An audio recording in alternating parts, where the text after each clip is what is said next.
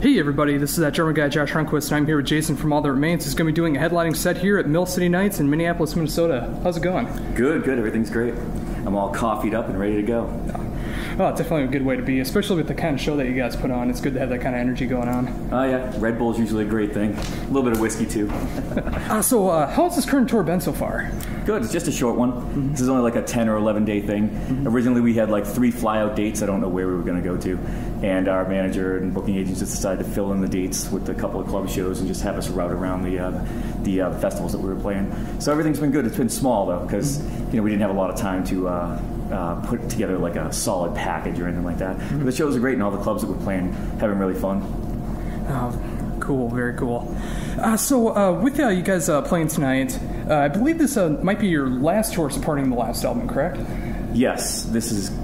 I'm sure this will be the last, this isn't. I wouldn't even really call this a tour. This is kind of it's 11 days or whatever. Yeah, like a small trick. Yeah. This is definitely the last thing supporting the last album. Yeah. Oh, very cool.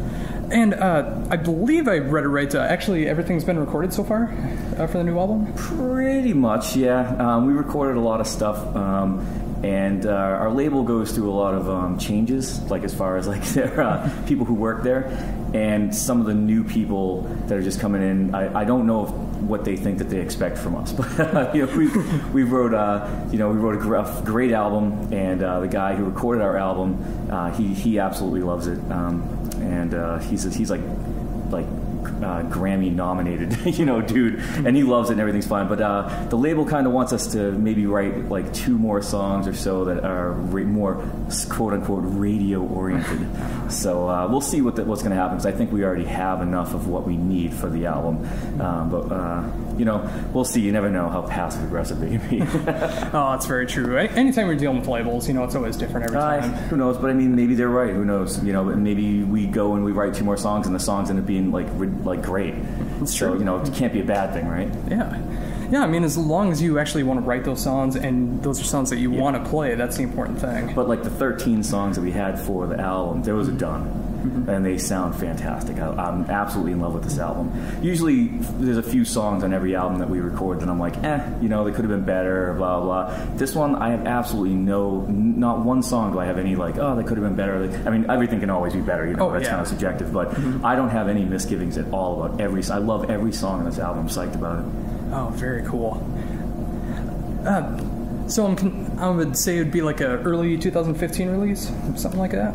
Yeah, I'm assuming. I'm assuming at this point it's just an assumption. Right. Yeah, I mean, I don't think it's not going to come out in 2016, right. And it's definitely not going to come out later on this year. Mm-hmm. So I'm thinking January, February release, somewhere around there. Oh, very cool. Hopefully for January. Without trying to give too much away, how would you describe the new album with everything that you have so far? Wow, man, it definitely still sounds like us, but the heavy stuff is heavier, and the faster stuff is faster. We've all really challenged ourselves in this album, and the radio stuff is, I don't know, not more radio, but there's definitely more singing. There's more melody and stuff like that, but the songs are fast. We get a lot of fast kind of burners on this album, and the double bass stuff for the heavier songs are really challenging for me this time. The patterns, I'm not just doing that many straight patterns. I mean, you hear the whole brrr all the time, in our music and everything. We still have a couple things like that on this album, but the patterns are super hard. Some of them, yeah. I was just using them as exercises, and these guys decided to kind of throw them into a song and jack the tempos up. So there's seriously runs of 16th notes at 230 and stuff, which is wow. Yeah, but they're all patterny and broken patterns and stuff. So it's crazy. It definitely makes you a better drummer, though, having to play that stuff even faster and making sure it's all tight and everything. Well, yeah, I mean, faster isn't better, but faster means if you can do it. Faster means, you've got better technique, because you need good technique to play fast. Otherwise, you can injure yourself, or it just doesn't come out right, or it sounds sloppy. So, faster is kind of a mark of having good technique or practicing a lot, yeah. As long as you're doing it tight. That's the important thing, yeah. If you can play it fast and tight, then it sounds great fast. Yeah, fast and sloppy, it sounds awful. You might as well just play slower or not play as many notes, Exactly. And while we're walking into the green room, I got a nice overhead look of your setup, which I got to say again, is just a beautiful setup. It's been the same kit for 3 or 4 years now. I love it. It's the Bubinga Star Classic from Tama. just 5-piece kit, 10, 12, 16 in the hyperdrive sizes, and it sounds great because like I was saying before when we were looking at it, the Bubinga wood has a really nice like low fundamental note. Like if you took the heads off of the drum and just tapped the shells, they're nice and low sounding. So I thought it'd be kind of cool to have those small hyperdrive sizes and kind of experiment with that sound. And so far it's really worked because a lot of our stuff is very 16th note based and everything else. But when I want to do like gigantic like big like tom hits or whatever, that Bubinga wood really has like a nice bottom end to it that really like rumbles through the PA and everything. I love the way they sound. That snare drum that they sent me when I first got the kit, they sent me that Warlord snare with it too. That thing is like, it's like a shotgun every time I hit it. It like makes me smile sometimes. It's certain rooms where you can really hear it. And it's not and the PA isn't overpowering it. That just makes me really smile when I hear the crack of that thing and just like the bottom end boom through it. Oh, very much so. I'm a huge fan of the Tama Warlord series. Oh yeah, I got the brass too, and I love the way the brass sounds. But just that straight up Bubinga Warlord one just sounds so damn good. I love the way it sounds. Yeah, the way it looks, the way it sounds, everything about it. Oh yeah, it looks really nice too. The funny thing is for me, I'm the type of guy, I don't really care how something looks. If it sounds awesome, then I'll get it. Oh, that's exactly it too. And that's the thing with like snare drums too. It's like one of the less seen drums. Yeah, that's the thing. You're never going to see the damn thing anyways. Yeah, it just matters what you hear from it. Yeah, it's got all these like all the designs on the lugs and everything, and the crystals that are in there and all that. But no one ever sees that. Yeah. Only I do. Yeah, I mean, unless at this point it's 3 or 4 years old, so it doesn't look like it did when it was brand new. As long as it sounds like it, though. Oh, exactly. And with the cymbals that you have, did you change up the cymbals at all? I did actually, which is funny. It's funny you noticed that because for the last recording, I only changed. 2 cymbals. I switched out I used to use the 18 Paragon, Sabian Paragon, for like my main crash. Oh yeah. And now I'm using a 20-inch raw bell crash. That thing sounds insane. Like we were A/B'ing it in the room for the recording. And it just sounded so much better than even like if I'm crash riding on it and everything, it just sounds great. And it's actually lasted quite a long time now. And then I'm using, I think, an Extreme China. I can't remember what it is now off the top of my head. It's so new. It's still so new to me. I just hit it and it sounds great. Whatever. And it's a small. I used to use the Holy China, which I still love, and I'm thinking about keeping one on my kit, which means I'll have to put an extra stand on, and that's kind of a pain. I don't like playing on gigantic kits, but whatever the China is I'm using now, I think it's an Extreme. It sounds awesome. I love it, and it's smaller. It's like instead of a 20, it's an 18, or no, it's a 16. Oh, it's 16. Yeah, so that's basically it. Oh, and then the hats. I'm using the frequency hats now. Frequency hats sound great. Oh, they really do. So I haven't really changed the setup of the cymbals, just a couple different types of what I'm using, Yeah. Still use the Mega Bell. Oh, I love the Mega Bell. I'm using double butt-ended sticks anyway, so it sounds great. I'm not trying to get some, subtle sound out of a ride cymbal when you're using the butt ends of drumsticks, Not exactly. No. Well, but that Mega Bell is just amazing. I mean, when I'm in the market for another ride cymbal, I'm definitely looking at getting a Mega Bell. Thing sounds awesome. I love it. Oh, very much so. What would be your practice routine before you hit stage? Oh, I actually have a decent routine. It's an hour. Like I'll tell you the whole thing. And for me, it hinges around what I'm drinking too. So I don't mean to condone alcoholism or anything, but it's what I do. So like an hour and a half before I play, I drink a Red Bull. I know some people think I'm crazy. It's like 90 minutes before. I have an alarm set for it. And the reason is I don't want the sugar, like the jitters, like when you first drink a Red Bull. I don't want those jitters in me. But that I can really tell the difference, like the energy it gives me and everything. And by the way, we're not sponsored by Red Bull. I just like it. Checks in the mail. What did you say? Brush your teeth. Yeah. Oh, yep. And then I brush my teeth almost before every show.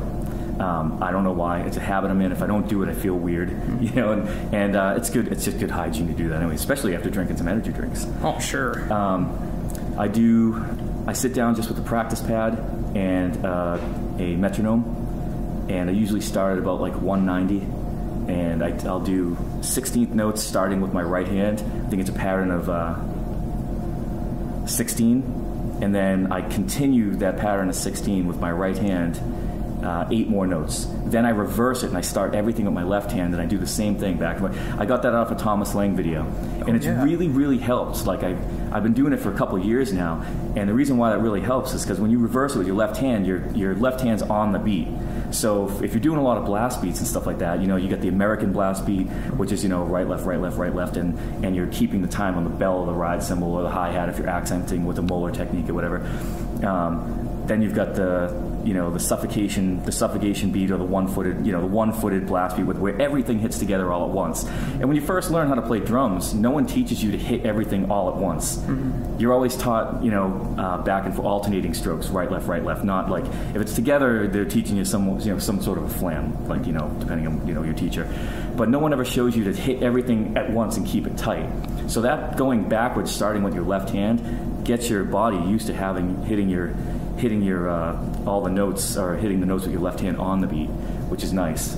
So with the suffocation beats in this band, they liked me when I first joined the band. They didn't want me to they asked me not to do the American style blast beat. No one in the band likes that. Mm-hmm. So I either do it open, so when you see me blasting and I have my left hand on my hi-hat, my right hand on the snare, that's just an open blast beat, but it's alternating, or I'm doing a suffocation blast beat with either 16th notes or 8th notes on the bass drums. And that hand technique, that hand warm-up that I do an hour before I play really, really helps.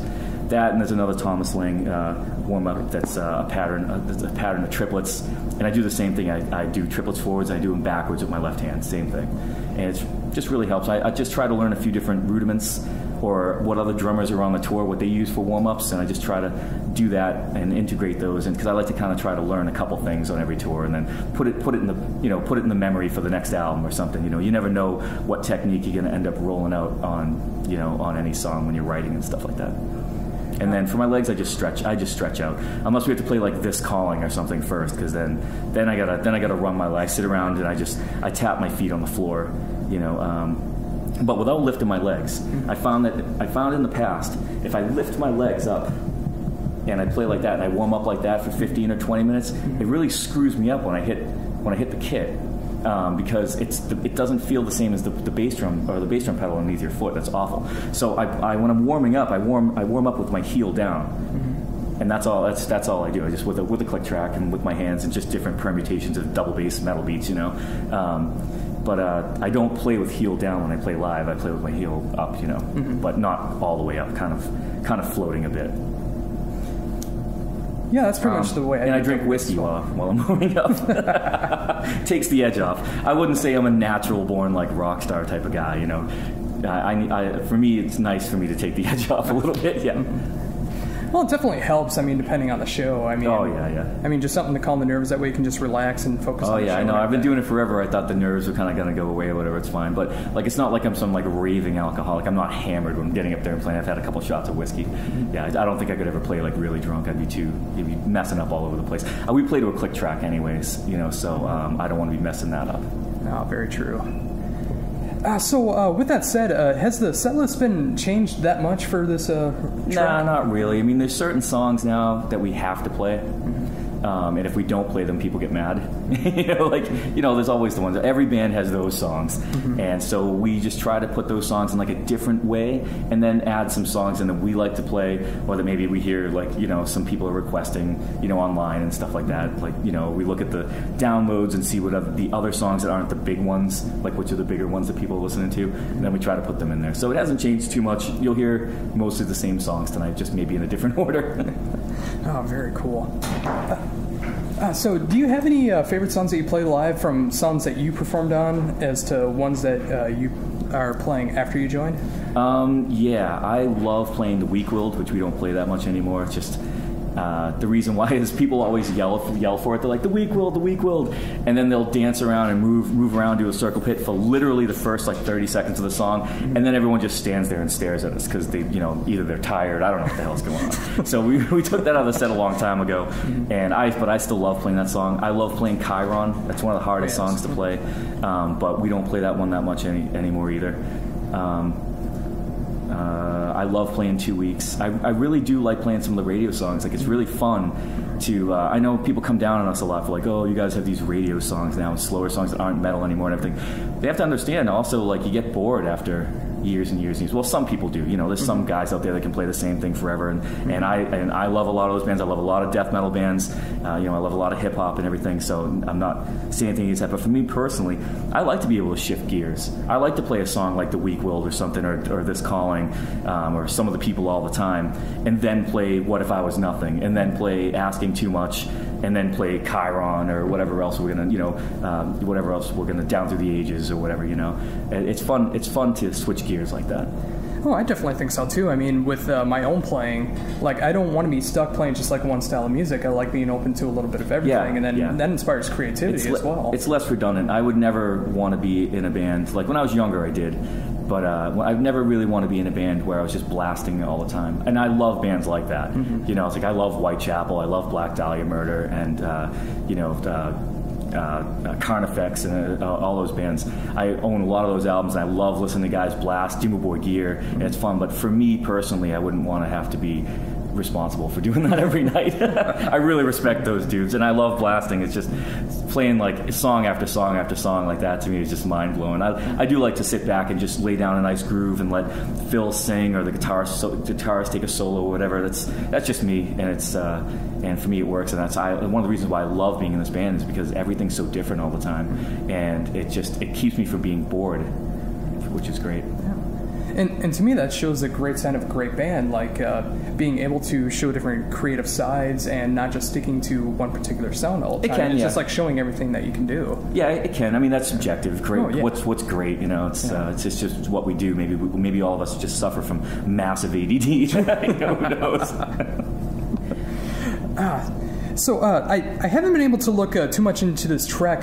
Did you have like any touring supporting acts with you, or is it just local? No, this is like, it's wicked random. It's just kind of like whoever is just around the area that got on the show somehow. Like I'm not the booking agent, so I don't know. So It just seemed like every day. I know we had Avatar, and we had Avatar playing a bunch of shows, but then they're doing something else now, and then.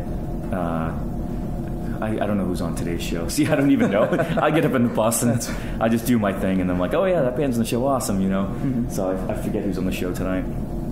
Well, it's all right too. Yeah, it happens. Sometimes I don't even know what city I'm in or what day it is. I go to the bank, and when you used to have to write out checks, now you don't have to anymore. I was trying to write out a check or something, and I'd have to I'm like, what day is it? What month is it? Like, you just feel like a complete idiot. I just lose track. So going back into what's going to be the new album, do you switch up your setup at all from recording to live? No, not at all. Very boring that way. So not changing the cymbal heights or anything for different mic settings? Not really. Maybe just a little bit here and there, but it wasn't really a big deal. If anything was really changed, it was just because I didn't notice that it was changed. Yeah. Well, there's nothing wrong with that too. I mean, that way you get more used to playing in that. Yeah. I like things the same way a lot. Although changes sometimes can be fun. But I haven't changed my setup in a very, very long time. Yeah, I mean, if you're comfortable with it and you're still getting creative ideas, there's no real reason to change. I tell you what, I would love to go back to playing a 4-piece, just one tom, one floor tom, and bass drum. But there are some signature fills, and now even on this new album, there's some more signature fills that just won't sound the same. Yeah. When I first joined the band, I was playing a 4-piece because that's what I thought. I never saw any pictures of them. This is like 8 years ago. Yeah. And I just learned how to play everything on a standard jazz kit with this one tom up front and one floor tom. That's what I thought Shannon was using. And then they asked me to put another tom on for Overcome. Like, can you do bigger drum fills? I'm like, yeah, sure, no problem. And that's where Chiron has that big, some of those big sweeping fills and stuff. Yeah, and there's Do Not Obey, which I love that song. It's funny that we're not playing it. I'd need to actually really, really practice that song. That has like a full-on, almost like little drum solo at the end of that song. Oh, that's a hard song to play. I don't even know if I could sit down and play it right now without listening to it first and practicing it a bunch. Well, it's funny you actually bring up the 4-piece set. I actually I'm not sure if it was the first tour that you were on, but one of the first tours that you were on at the Caboose in Minneapolis when you were up in Frazzle Dying. I think you had the 4-piece setup. Yeah, that was probably my very, very old kit. That was I was using a Yamaha kit back then before I had any endorsements for it. Tama was nice enough to come and like swoop in and grab me. You know, I had a nice Yamaha kit back then, and I was just using a 4-piece. It was cool. It was fun. I like bringing that ride cymbal in close. Oh, yeah. You know, if you want to do any double surfacing on it or anything, it's nicer to have it right there. I hold traditional grip, so it's easier to get over there. Yeah, that's the thing about like having like 2 or more toms as a rack tom. You know, it's like it's kind of hard to get the ride cymbal in a good spot. It can. It depends on how low you're sitting or how high you're sitting. Every drummer's got their own setup that's nice. Mine's okay. I sit so low that sometimes I think it hinders where I can put things comfortably. That's just where I'm comfortable, is sitting very low. Like I watched the guy who has a really nice setup is Nick Pierce from Unearth now. He's got a beautiful setup. The way he's set up and where he sits and his center of balance and everything, that's amazing. I wish I could feel comfortable sitting at that height, because his setup is like perfect, especially for someone like me. Also, I hold traditional grip, so it's nice to have those toms a little flatter like that. But I've been sitting so low for so long that it would really, really take a lot of work for me, I think, to get comfortable sitting high. At this point, I've been doing it for so long, and Diecast for 12 years, and this band for 8 years. Oh, it definitely makes sense. So, do you have any words of advice for any aspiring metal drummers on like practice or what they should be doing for drums? First of all, play to a click track always. Yes. Always use a metronome, because every band is using them. Every band, every drummer is using a click track or a metronome live to all their songs. And they're using in-ear monitors or headphones, and they're listening to that click. If you can't do it, chances of you getting hired in a band is going to be, you're limiting yourself. You're limiting yourself if you don't. You just become a better drummer. You really get used to it. I started doing it maybe 5 years ago, and now I hate playing without it now. It's funny. I sort of went the other way, I was always pretty comfortable using a click track because, I've been on a bunch of recordings and Diecast and stuff, and it was all to a click. And my teacher from a long time ago used to have me play to a click. So I was pretty comfortable with it. It was, thank God, because I hadn't had too much experience with it live. And then when we decided to go to live, it was a fairly easy transition, which was nice. And now I just love it. I love doing the whole, like, as you get more and more used to it, you can play around with it now, and you can do you can pull back on the time a bit, and you can push forward, or you can be dead on it if anything needs to sound more mechanical. It's nice to be able to do that. So I would definitely recommend click track, definitely. And then the other thing I would recommend is just keep your chops up 1 hour a day, even if you're watching TV. Just put a damn practice pad in your lap and just sit there and do paradiddles or something. It'll all add up eventually. Even little stupid things that you don't think that you'll ever use, you will. Because someday your brain will get bored because you'll be on that many recordings or write that many songs, and whatever you've learned, it will come down in some way, shape, or form. Like, and like it was just saying that song, Do Not Obey. If you listen to that song, Do Not Obey, at the end when I'm doing like this weird little drum solo thing, there's not even 2 seconds, like it's a second and a half of me doing a songo, and I didn't even know that I was doing that in there. I had no idea until my drum teacher heard it, and he was like, "You put a songo in there." I'm like, "Oh my God, I had no idea." There was like a beat I learned a million years ago that I never used. You never know what's going to come out of you. The more you know, the better, because you can use it anywhere, and it'll end up being part of like what is your style. The more you know. So I just say practice whenever you can. Don't over practice. Don't give yourself tendonitis, and definitely seek someone who's got good technique to show you good technique.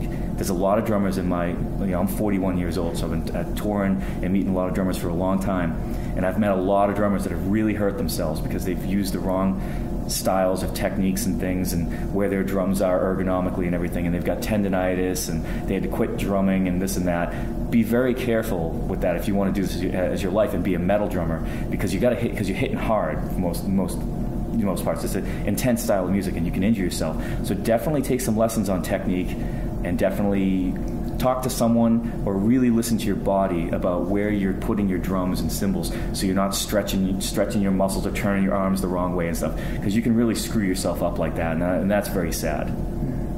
Yeah, I know plenty of people like that too, who like either they don't stretch or they don't like have a good practice regimen or something like that, and then they just burn themselves out even after just like a couple years of playing because of their technique and everything. Yeah, that's stretching definitely helps. Like especially as you get older, just stretching helps. I do a lot of stretching now. Well, I just stretch my legs. That's about it. But I warm up for an hour with my hands, and warm up means just that, warm up. Like every now and then I'll be backstage and I'll just be starting my warm up, and a drummer from another band will come, and usually it'll be like a younger drummer, and I can see that they're looking at me all weird because I'm playing slower. Like I'm starting out at like 160 or 170, just doing that 16th note pattern, or 190, doing that 16th note pattern back and forth, and they'll look at me like, what the hell? Because it's called the reason why is it's called a warm up. If you sit down and you try to play as fast as you can right off the bat just to impress whoever's sitting around, you're only going to hurt yourself, you know. And you're going to burn yourself out too. Yeah, absolutely. Especially if you got to do a headlining set like you do. Oh yeah, absolutely. Well, I just want to say thank you again for doing this interview. It's a tremendous honor to be seeing you guys again and to be doing an interview with you. Oh, sure. Thank you. Thanks very much for having me. Oh, not a problem. Before we go, is there anything else that you'd like to bring up that I've not brought up yet? No, not really. It's all good. Yeah. Oh, cool. Thank you. Not a problem. Well, thank you very much. And if All Their Remains comes anywhere near you, definitely go check them out and be on the lookout for their new album, which will be coming out sometime in the future. This is That Drummer Guy, Josh Runquist. Thank you. Cheers.